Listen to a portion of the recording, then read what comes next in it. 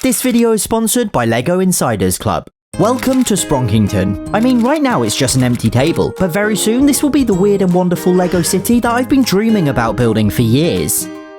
In this video, I'm going to build the transport infrastructure, including a subway network, suspension bridge, mechanical bike trail, and loads more. I can't wait any longer, so let's begin with the train station. First I drafted the layout to get the size right. It's pretty big, but I want this to be the city's grand centerpiece. It's beating hard, which means this might take a while. It took an entire week, but soon Springfield Central was complete. And of course you're now wondering, does it come with a Lego frog? Yes, a ton of them, and I'm going to try and include one on every building from now on. Anyway, the whole station is incredibly beige, even the frogs are beige. So I added some colourful details, including a post box, telephone box, newspaper stand, hanging baskets, and several planters, as well as chimneys and a weather vane. These tiny touches really made the difference. On the back I built a stripy awning, but it's here I realised my first mistake. So this is great, but when we add a train, the passengers are going to be down here. They need to be up at train level, so I'm going to have to raise the whole station by a few bricks. It was annoying, but easy enough to do, and meant I could now build the platform. I used these yellow pieces for the warning line, then added a pair of barriers, a pair of benches, and a pair of planters, before tiling the whole thing. So I've included all these jumper plates so I can attach minifigures. Sorry, Bella's distracted me. And as a very final finishing touch, I built these little train time information displays. I'm struggling to do this one-handedly. Come on, Bells, can I get this side? Come on. Bells, I need to get where you are. Come on, find out. Good girl. There we go. I should mention, I'm not going to do any interiors in this video, so for now at least, it was finished. Next, I want to build a suspension bridge for the train to run across. Using dark tan bricks and arches, I quickly built the sides of the first tower. This side and this side are perfectly vertical, but then the other two I put on these hinge pieces, which gives the whole thing this wonderful slanted look. I then built the roof, of course delightfully beige, and copy and pasted it.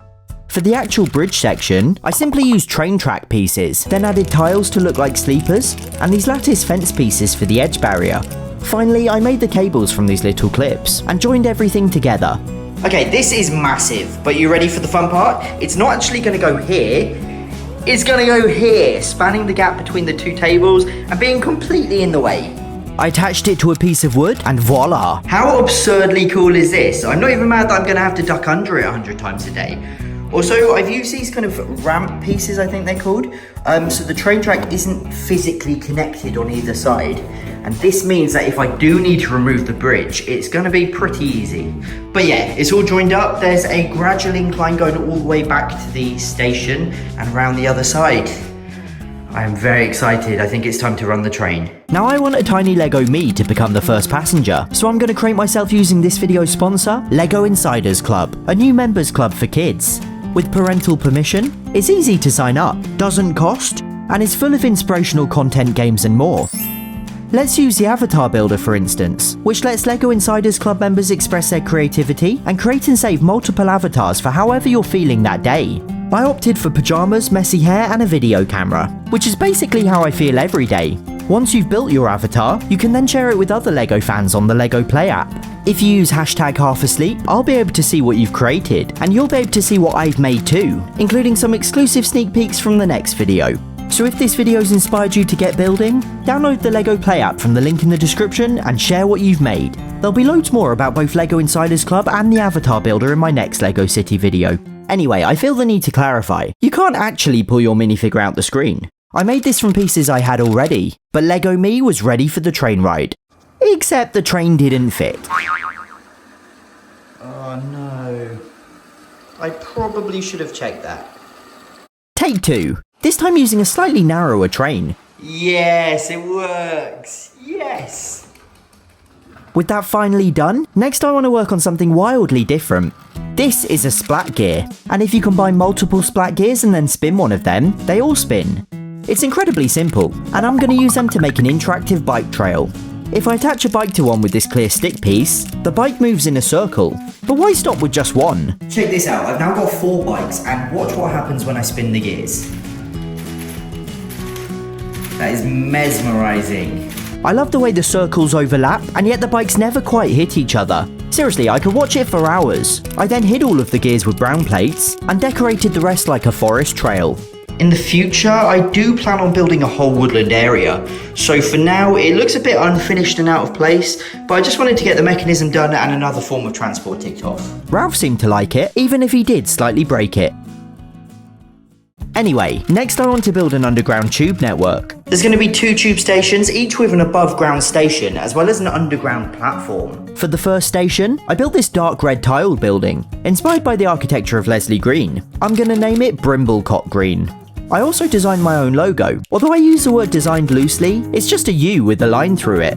For the platform, I wanted to be way more adventurous, coming up with this incredibly fiddly hinge technique to create the iconic curved walls.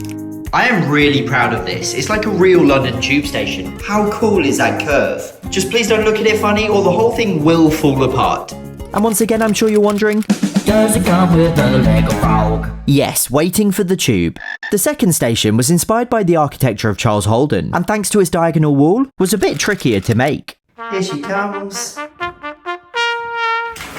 Don't worry, she's fine. She's now having some of her favourite treats. Bella was soon back up and headbutting it, and I'm going to call this station Tape Your Stomp Wells. This time I opted for a much simpler platform, with basic vertical walls, plus benches, display screens, lost luggage, and a busker. And if you listen closely, I think he's singing something.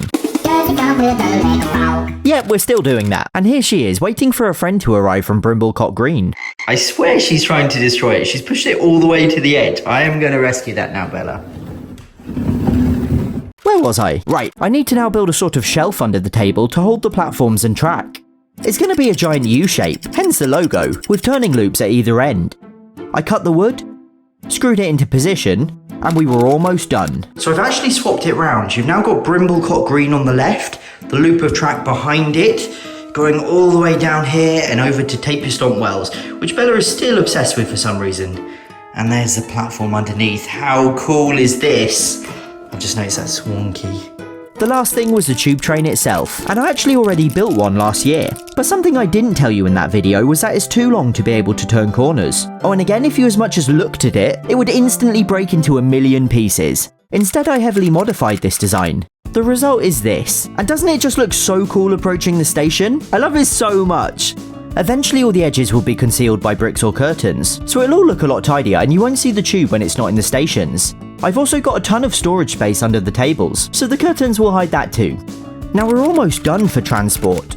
I'm not going to build a river or any roads just yet, because the layout will almost certainly change as I add the buildings. But I will add a ton of official LEGO set vehicles, including some construction vehicles to build everything coming in the next video. A massive thanks to LEGO Insiders Club. There's a link in the description to download the LEGO Play app.